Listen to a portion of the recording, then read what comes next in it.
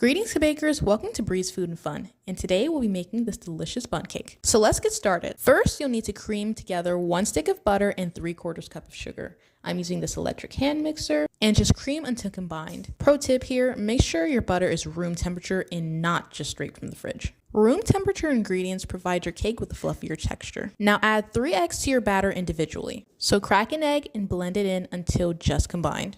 Be sure your eggs are room temperature. Now add your second egg and mix it until just combined. Finally, add your third egg and mix it until just combined.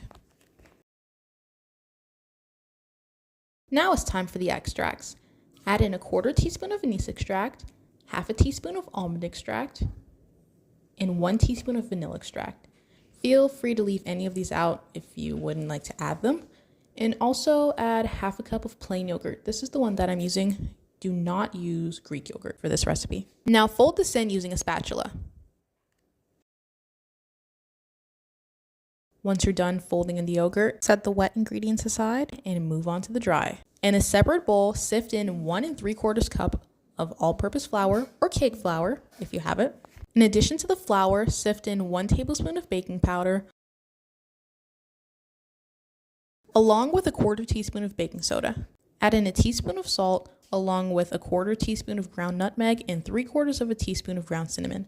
If you like, you can add 1 whole teaspoon of ground cinnamon.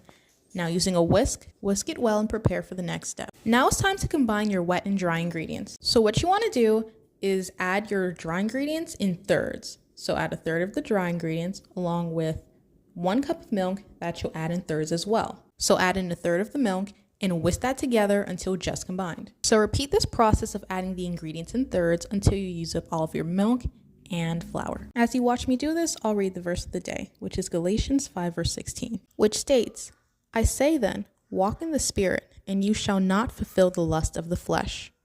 Okay, so I just added in another 1/3 of the flour and milk, and here I am adding in the last portion of flour and the last 1/3 of milk.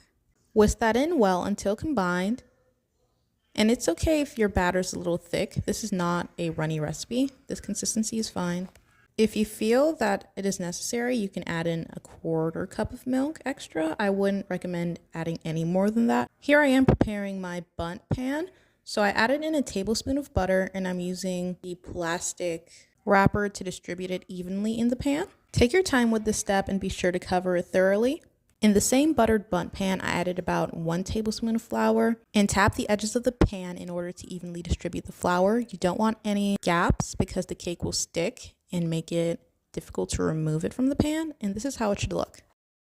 Now for the next step. You might want to recruit someone to help you with this part. Here I have my mom pouring in the batter while I rotate the pan for even distribution.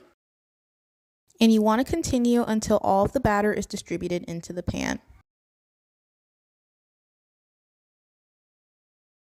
Once that's done, you'll want to shake the batter in the pan and tap it on the counter so that it forms a flat layer and all the air bubbles will be dispelled and removed. Moving on, preheat the oven to 375 degrees. Once that's done, place your cake in the oven and bake it for about 35 to 40 minutes. It depends on the temperature and heat capacity of your oven, but to make sure it's cooked, just stick a toothpick or bamboo skewer into the cake, and if it comes out with no crumbs to very few crumbs, you know you're good. Here I am using an icing spatula to go around the circumference of the cake in order to dislodge it from the pan. Once that was done, I placed the cake platter or tray onto the bottom of the pan and flipped it over so that the cake would fall out, and this is the beautiful product. Now we've almost reached the best part, which is tasting and sharing this cake with friends and family. You won't regret making this recipe. It truly is delicious. Look at that beautiful cake slice. Thanks for watching and tell me how this cake turned out if you decided to make it.